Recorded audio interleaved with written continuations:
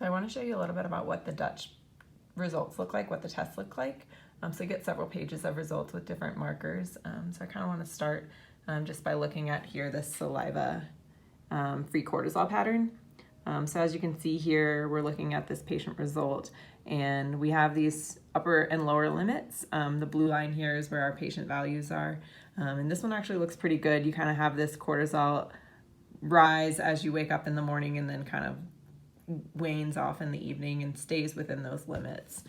We don't want to see anything outside of these limits where like you're jumping in cortisol at night when you're trying to wind down.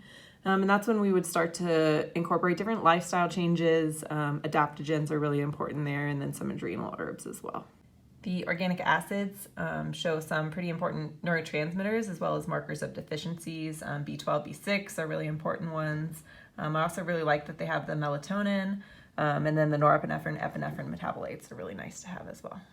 The Dutch test can tell you what your hormone levels are at, but also can start to address kind of the why behind it. So for example, the metabolites can start to direct if you have problems with aromatase, detoxification, how phase 1, phase 2, or even phase 3 is functioning. It can allow you to look at things like, is my estrogen flowing down the carcinogenic pathway or towards the better pathway? Is my testosterone going towards the androgens? So promoting things like DHT. So for example here, your 5-alpha reductase activity. We actually want the 5-beta preference here.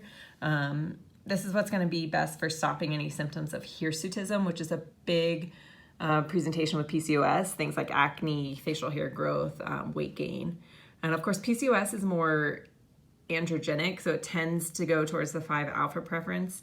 So we can see this pattern and start to reverse it with supplements and dietary changes.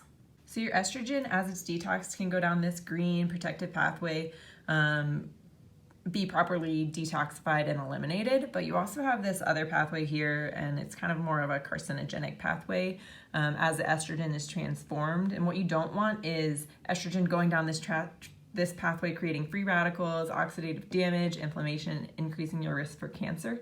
So if you're seeing these metabolites are pretty high, there are things we can do to shift your estrogen into the better pathway, into the more protective pathway with diet, supplements, and detoxification is really, really important here. If you're curious about your hormone levels and this test looks like something you'd be interested in, you can start by booking a functional medicine initial consult with us here at the facility. We'll look at your history, review any recent labs, and then really investigate if this is a good diagnostic tool in helping you address your concerns.